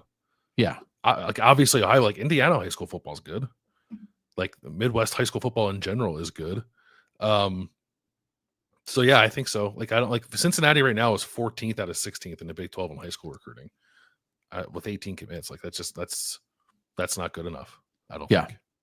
Is there anybody else on that list? Again, there's 5 schools that are above 10. And then sort of a bunch. Washington at 7 is interesting. That group of 5 with Illinois, Iowa, and Syracuse. Is there any other team that really popped out to you as being higher or lower than you thought? I thought Illinois might be, or I guess you maybe can make the argument that Illinois maybe should be slightly higher. It feels to me like Illinois high school football, which I guess is mostly to say like Chicagoland high school football, is increasingly getting better. And I don't know if Illinois is totally reaping the benefits of that. Like there's a quarterback in Chicago who's very good, who's going to USC kind of thing, as you talked about. So I don't know that 5 is bad. If the trends with like Illinois high school recruiting that I feel like I've noticed continue, then maybe that number should be higher for Illinois moving forward. Indiana is interesting. Like I think Indiana is like on an upswing, perhaps, with some of the attention it's drawing to itself with high school prospects. So I think like 4 is good, and maybe a couple of years from now that can be something like 7 or 8, maybe. Rutgers with 4. New Jersey, actually, this cycle is not tremendous. I was a little surprised by that. It's fine, but it's not. There have been years where there have been more blue chip prospects in New Jersey. So 4 on average is probably low, maybe for Rutgers, just based off where it is. But for this class, maybe it makes a little bit of sense. No, and then the other one, like I mentioned, was just like Kansas State not having any. That's a good program. And I don't know. That's a program that's made a lot out of 3-star prospects and JUCO guys. So like I understand the history there. So it's not like I'm not nervous about them, but it just kind of jumps out at you on the list of schools that don't have a blue chip commit is one that people think like might make the playoff this year. Yeah, but also that playoff run is being driven by a guy at quarterback who was a gigantic commit that Kansas State kept home. Right, that is sometimes one guy can make all the difference. All right. Did we take advantage of all your work? The worst thing is when it's like I was up, I worked for 36 hours on this, and then Doug just blathered on about swords for 45 minutes. I didn't even get to say all the stuff I wanted to say. No, we actually covered everything. Yeah, there was nothing. There was nothing that I looked up and wanted to mention that did not get mentioned. Look at that. Look at this professional podcast. I'll tell you what. Oh, drop my pen. Hey, do you want to talk about hot dogs now? Yes, please. Oh my God. When we come back from the break, you better be eating a hot dog after all those stats, man. Kick back and enjoy it. We'll do what you're watching and what you eating, what you're thinking next on Kings of the North.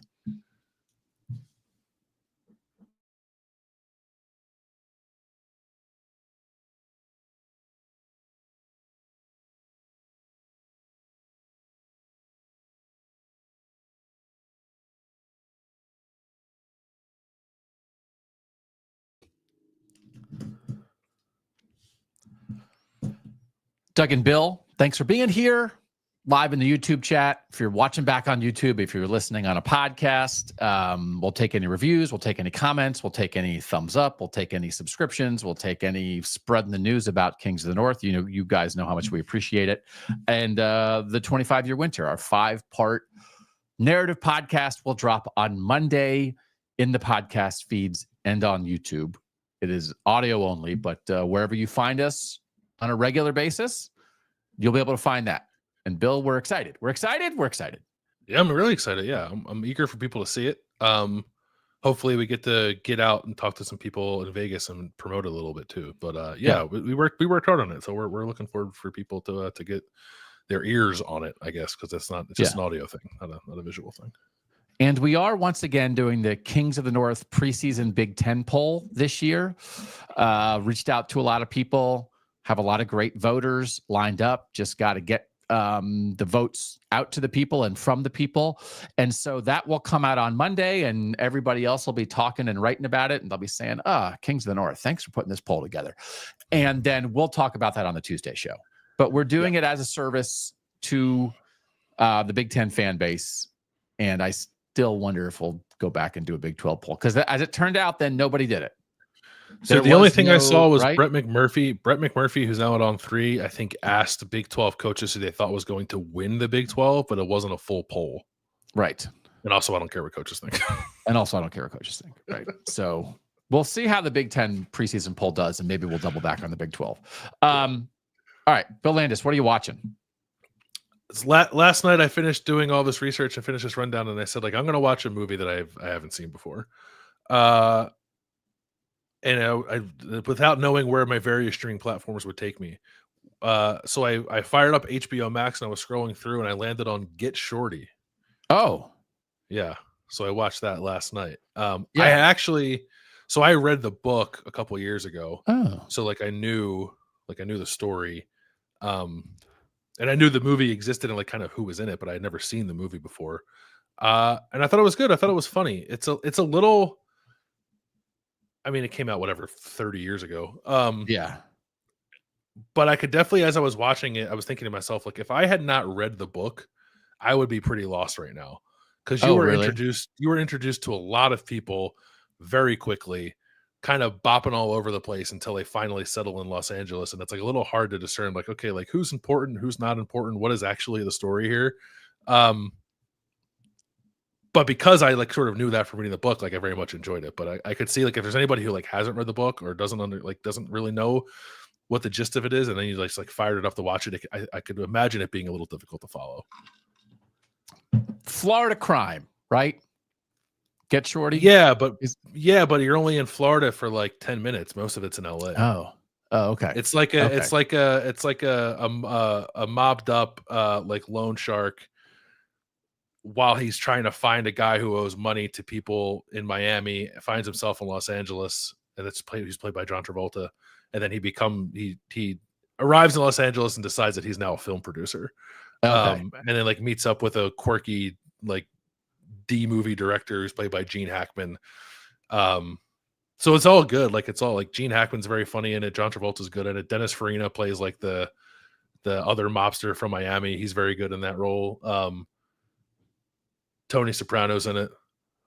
Oh yeah, in a small Michael Gandolfini. Which I realized as I was watching, I don't think I've ever seen Michael Gandolfini in anything other than The Sopranos. Sorry, James Gandolfini. Where did Michael from? Big Jim. James Gandolfini in anything other than The Sopranos. Yeah. So it was weird. He has a ponytail in Get Shorty, and he's kind of talking in an Italian accent, but not as thick as he does in The Sopranos. And it's this guy's a good actor. Oh yeah, no, he is. I can't remember that he did a romantic comedy with Julie Louis-Dreyfus that was actually pretty good. Yeah, that everybody was look at that big teddy bear. Quippy, so anyway, Quippy crime. Quippy. I think I found the subtitles to be helpful because again they're just they're referencing a lot of people and places, some of which you see, some of which you don't. That it can be a little hard to follow, but yeah. So I fired up a movie from 1995 last night, and it was good. Did you have a list? Do you have a list of movies I want to eventually watch? Because I've been actually making my own list of that.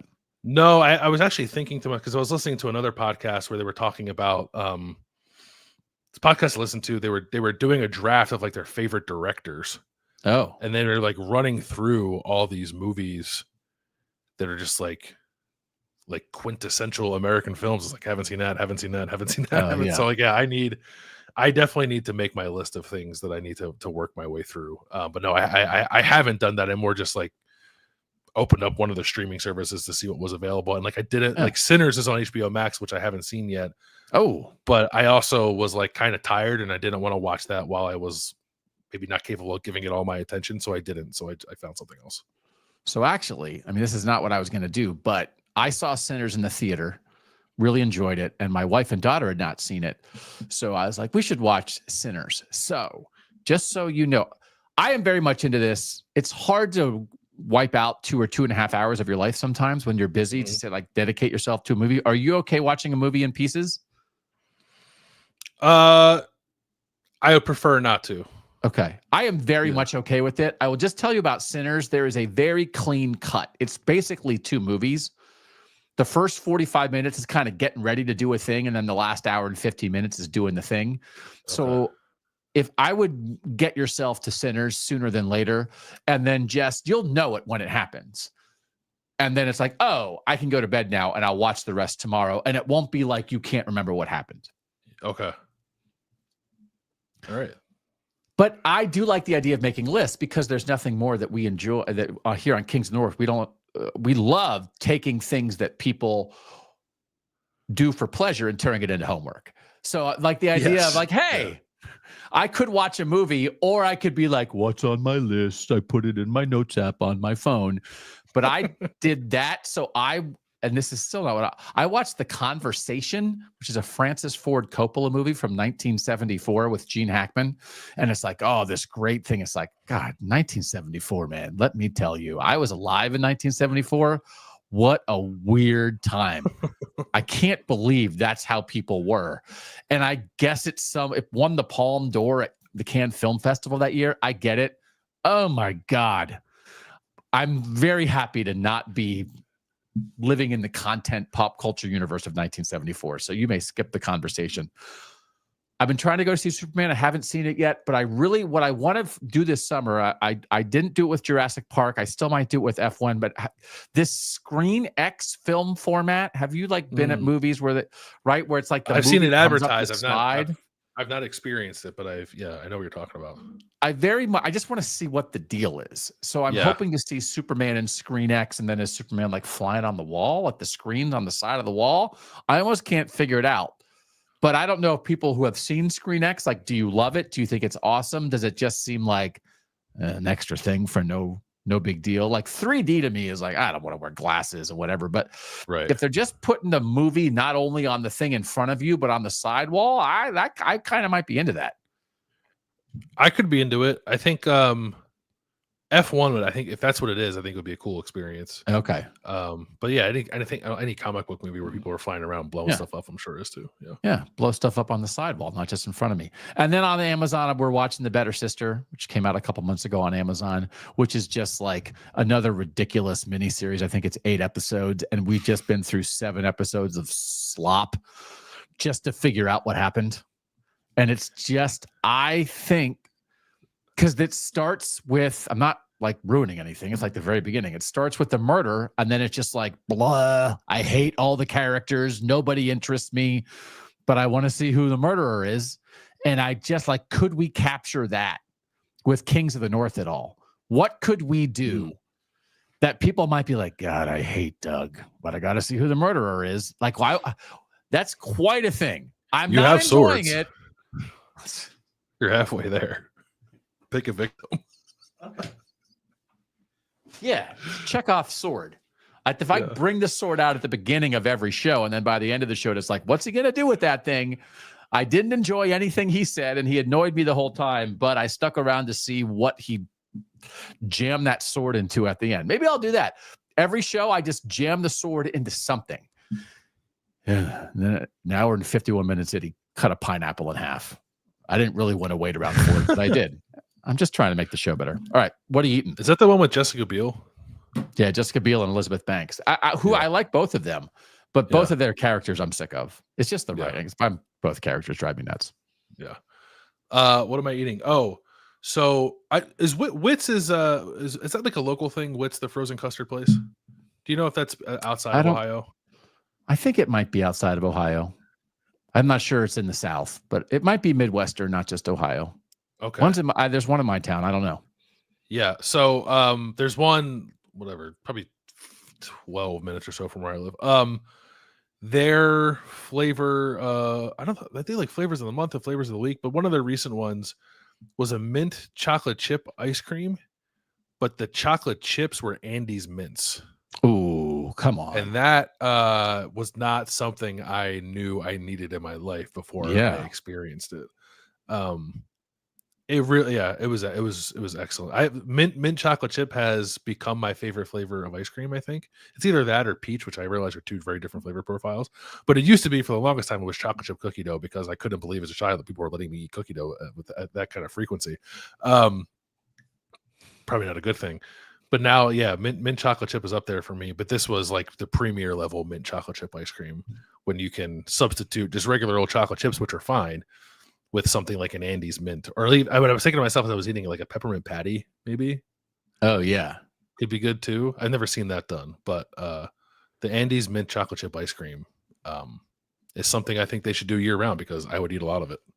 That's like Inception, right? Because regular mint chocolate chip ice cream is chocolate in mint, but now this is mint in chocolate in mint. That's right. And it's like you're living your own dream. That's right. Okay.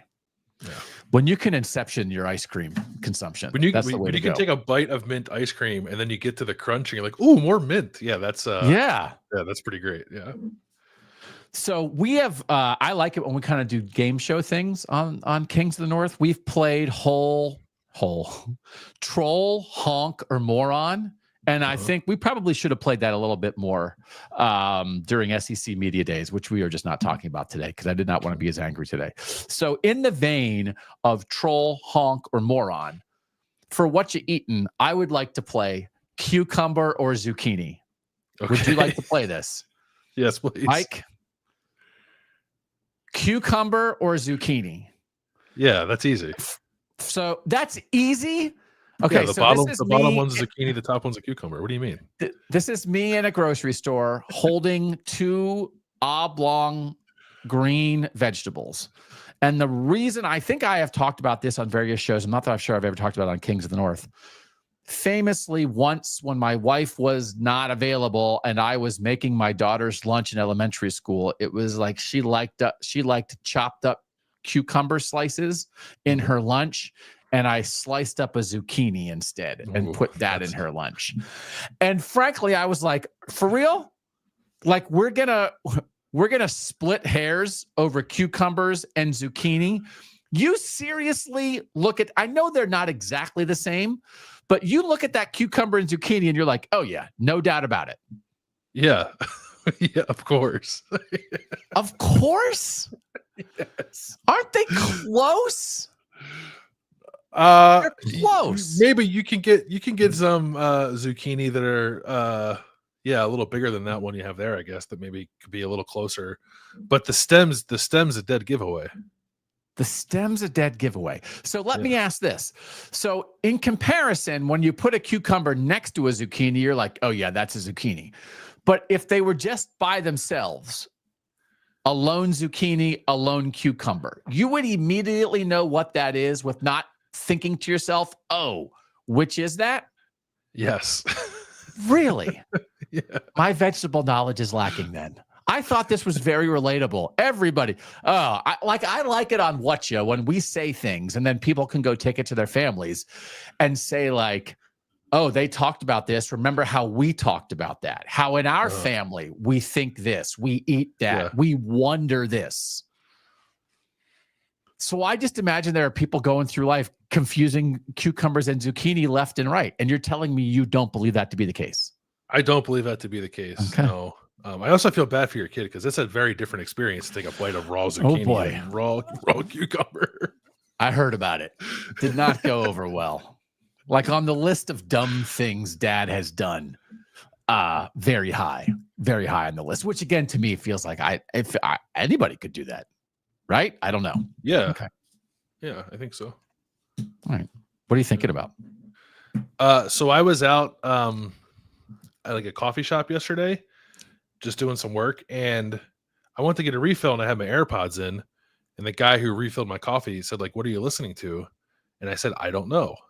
He said, "What do you mean you don't?" He said, "What do you mean you don't know?" And I said, "Well, sometimes I'll turn on either like the Spotify, like whatever it's called, dynamic shuffle, or I'll pick a band that I like and then like play that band's radio station, which plays like similar bands to it, so that I can like discover new music that way." So that particular moment, I just happened to be listening to a song I had never heard before by a band I wasn't sure who it was.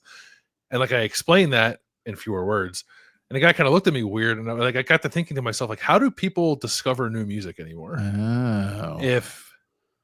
Because like when I was a kid, it was just you like put on the radio, whatever came on, and that was it. And sometimes you knew it, sometimes you didn't, and sometimes you found stuff that you didn't know that you grew to really like. And I guess like people still listen to the radio, but I don't. The only time I listen to the radio is if like a friend of mine's doing an interview on a local sports radio station and I want to listen to it. Otherwise, I just don't listen to the radio. I only listen to music via Spotify, and that's how I discover new music.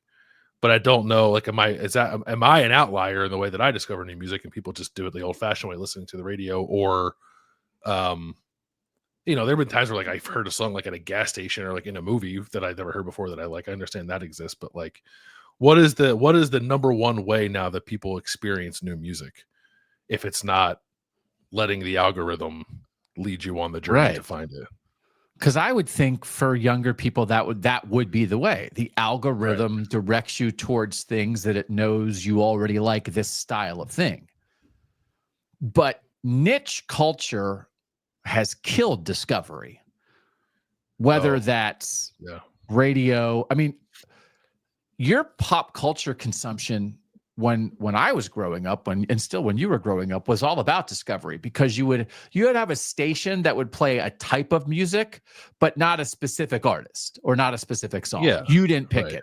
You would open a newspaper and you would go to the sports section, but you would stumble through other sections. And even if you wanted to read about the local football team, if there was a good headline on a story about the local golf tournament, you might read it. Mm-hmm. And you just turned on the TV and flipped stations. And it might be, what's this? What's this? What's this? And now everything is curated exactly to your taste. You pick everything.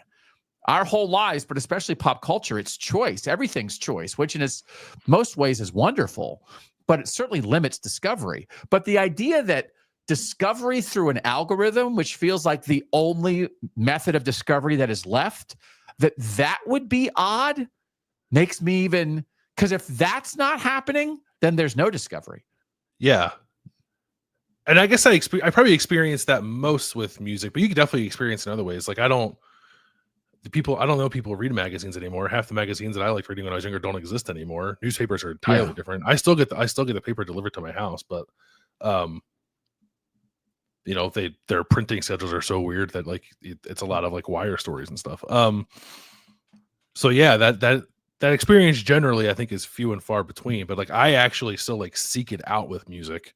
Okay. Because I feel like that's like maybe the one place where you can kind of still find that experience. So for like someone who I felt like was not even my age, like younger, that guy was definitely younger than me, to sort of look at me like, what do you mean by that? I was like, oh, like, what do you do? Wow. But I guess he could have been like 23 and just discover, like, he just, whatever he hears on TikTok is how he discovers music too. So like, I understand that I'm 36, and if you're 23, that's a big gap. But I just like in the moment I was made to feel like a little strange about that particular part of my life. And I was like, what else would you do? I don't even know. And maybe that was an old man speech by me, because my kids discover things on TikTok. There's a TikTok trend that is over a piece of music that they have never heard before, and the trend becomes popular, and then they discover the music. That certainly happens. Well, I don't mean to act like there's no way to discover anything, but there was a time when everything was discovery. John, the experience of going to Blockbuster or whatever your local video store and picking up a movie that you know nothing about other than what is available to you on the case of the movie. Like you can't fire up your phone and like Google the Wikipedia summary of whatever that movie is. You just like grab it off the shelf and hope it's good. Like that's dead. But Michael is saying it was a lot harder to discover obscure music when he was growing up, that it's easier now. If you make a I think if you make a point to do it, there's far more information at your fingertips than there was 10 years ago.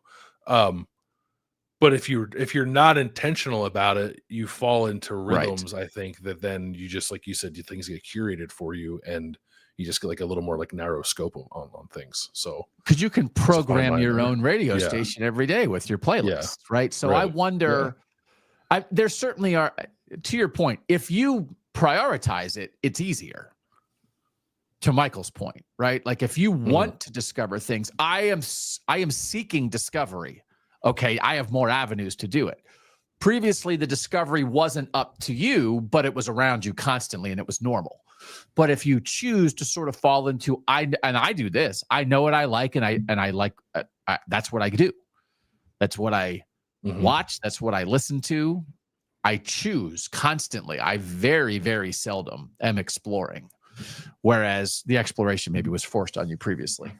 Yeah. Can I just praise the Doppler again? My God, I love the Doppler. You're on the Doppler on your phone, the Doppler radar. If you're trying to figure out if it's going to rain or not, you call it up on your phone. Let me check the Doppler on my phone. Is that, I just use like I use the Weather Channel app. Is that what you're talking about? But that's a Doppler radar, the Doppler. I'm all about the I use it all. The Doppler. I use it all the time. Yeah. God, I love it. Yeah. I just, because that to me, again, we can just call this segment back in my day, like the way things have changed. It's just as fascinating to me that it feels like to me, once upon a time, being a meteorologist was like, I have access to the Doppler radar. And on the radar, it's going to show clouds going like this. Oh, the clouds are coming, and the clouds are going to be here at 4:15. And the rest of us are just like, oh my God, what's happening? The sky. And now we have access to that same Doppler radar ourselves. I don't need a weather person to tell me. It's like, I get it. It's green. And if the cloud is green, then it's going to rain. And if it's red or yellow, then it's like really going to rain. And it's boop, boop, boop, boop, boop. It's going to be here at 3:45. And then it's probably going to be done by 4:30. Yeah. And I almost feel bad. I feel like I should pay for it. I do not know. I assume Doppler radar costs money. Why is it available to me for free? I should have to subscribe to this. I would. But I am constantly Googling Doppler radar. Every time it's like, oh, my daughter was going to go to the pool today. I was like, let Dad check the Doppler for you. No, it shouldn't be. It's a public service. You shouldn't have to pay for it. Is it the government? Is it the government doing the Doppler? Well, I don't know that it is, but like I think just like that's how I view it. Like it's a safety thing. Oh, you're gonna make people pay to see whether or not there might be a tornado coming. Or back in the day, back in the day, you had to turn on your TV and wait until 6 o'clock and be like, I hope the guy tells me. And then maybe they would jump on at 3:30 in the middle of the Brady Bunch and be like, a tornado's coming. But I also don't know. I'm actually interested in like what it like the history of that. Like when did we get to the point where you could forecast that even like hours in advance? Yeah, because like you can walk outside and think to yourself like, boy, it's kind of cloudy, it's a little humid, it might rain today. But you don't know that like there's a supercell in Indianapolis that's coming to your neighborhood in 3 hours, right? So like when did we get to that point? I don't know. I assume somebody wrote a Doppler book. I'm going to go to the library. Yeah, get a Doppler book. God, I love it. Like an old man. All right. We will see a lot of you next week. We will not see you with our faces on Monday. We will see you with our voices. We're excited to bring you guys this. We'll then talk about it on Tuesday. We'll talk about the preseason media poll on Tuesday. We'll just, we'll have a lot going on, and we'll be eager to bring you guys all of that. So thanks as always for being here. Without you guys, we're just a couple guys shouting into a microphone. Thanks as always to our producer, Mike Yorstowski, for making us look good and sound good. We'll see you next week from Vegas, the 25-year winter. Look for it in your feeds on Monday. For now, he's Bill Landis. I'm Doug Lesmerises. And that was Kings of the North.